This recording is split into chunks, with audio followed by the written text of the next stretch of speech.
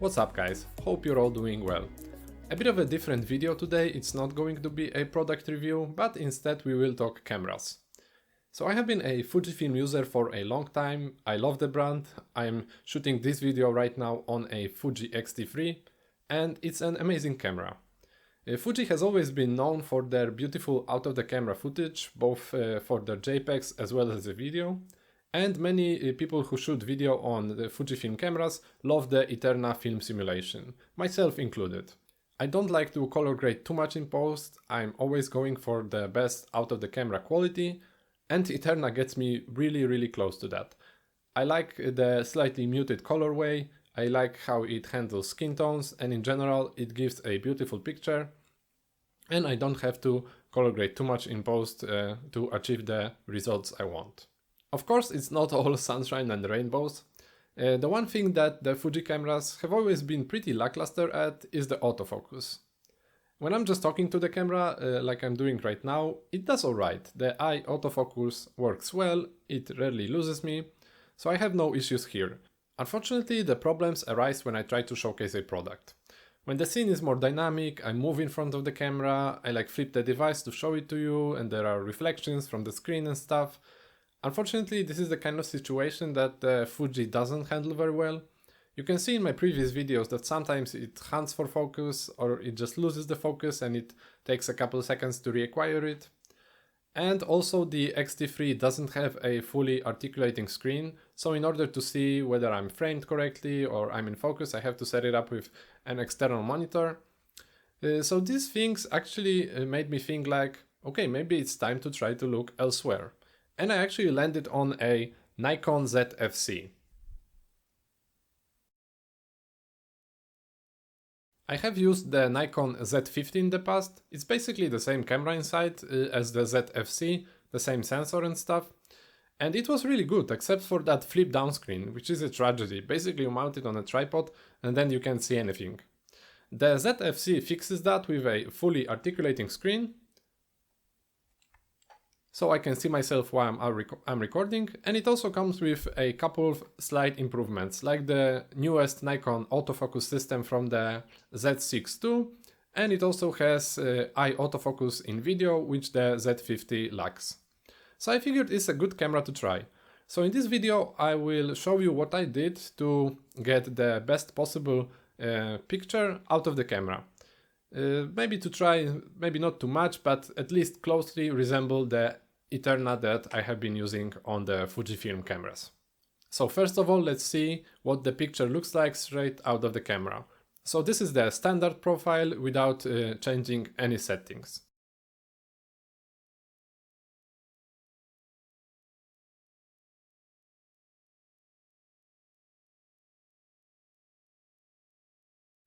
As you can see, it's way too contrasty and the colors are also a little bit too saturated for my liking. So I made some small improvements to the standard profile to see whether I can actually make it look a little bit better. So we go into the settings, then video settings and manage picture control. And here we have a standard profile, we click the right arrow to adjust the parameters. And this is how it looks like out of the box. As you can see, there is quite a lot of sharpening added, so we're gonna take that down. So get sharpening to 0, mid-range sharpening to +1, and as I also said, the quality was very contrasty, so I'm going to decrease some contrast to -3, and I also took down some saturation to -1. And this is how it looks like after the adjustments. In my opinion, it looks much better, there's less of that digital sharpness, and the skin tone also looks a lot better. Now let's put it against the Eterna footage from the Fuji X-T3.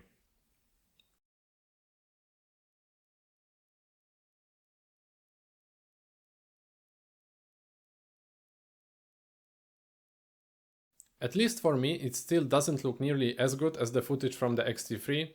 Of course, you have to remember the X-T3 is an upscaled from 6K and it is also higher bitrate 4K video. So you're never going to get the same amount of detail on the Nikon Zfc, but we can at least try to match the colors, so it looks as nice as the Eterna on the Fuji. Of course, we can't just put the Fuji Eterna film simulation on our Nikon camera, that's not possible, but luckily Nikon does give us the option to create our own picture controls and then put it on SD card and use it in our videos. For this reason, instead of making our own, we go to nikonpc.com, where we already have a bunch of pre-made by other people picture controls, which we can just put it on our SD card and then use it with our videos.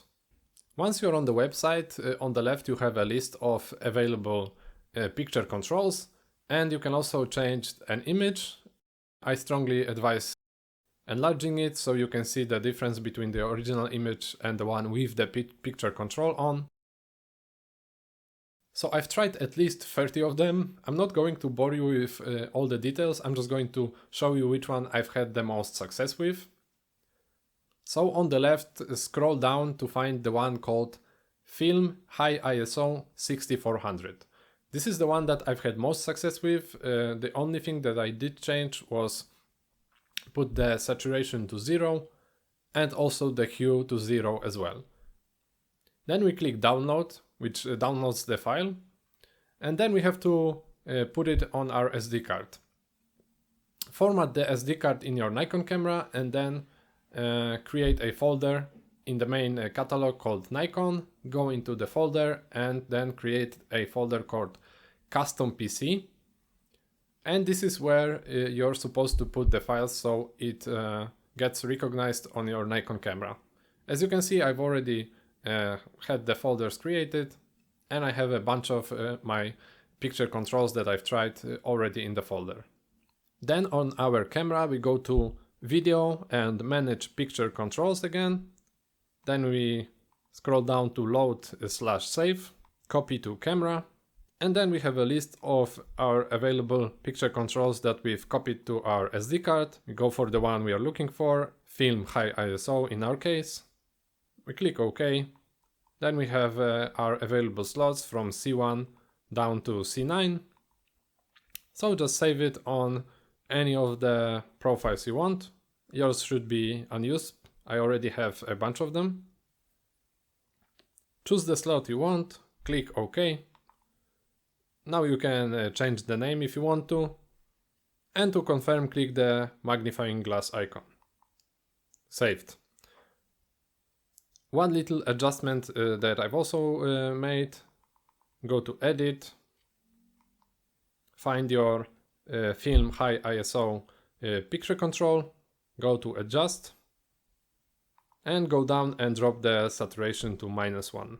I found that it works better if you do it in your camera instead of doing it on the Nikon PC website.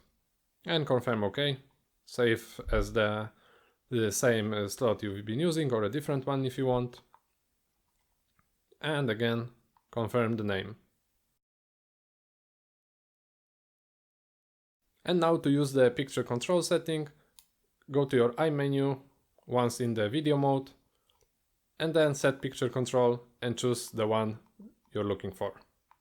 In our case it's going to be Film High ISO, or a different name if you changed it during creating the picture control. Now let's see the footage that I've shot with the Film High ISO picture control next to the previously shown Eterna footage. I think it looks really good now. I would still prefer the Eterna if I had to choose, but I think they're pretty close. I like the Nikon look as well. Now let's also quickly see how it compares to the adjusted standard profile that we've created earlier. Here again, I think the footage shot with our Film High ISO picture control looks better than the standard one. I much prefer the skin tones on the newly created footage, and I think it just looks more pleasing to the eye. Okay, so this is the picture control setting that I've settled on. If you have a Nikon camera, I highly encourage you to go to the Nikon PC website and see for yourself. There are many different ones to choose from, so there is a high chance that you will find one that goes along with your style. Let me know in the comments below if the video was useful and whether you like to see more camera related content in the future. That's gonna be it from me for today. As usual, feel free to drop the thumbs up if you enjoyed the video and subscribe if you want to support the channel moving forward. And I'll see you in the next video.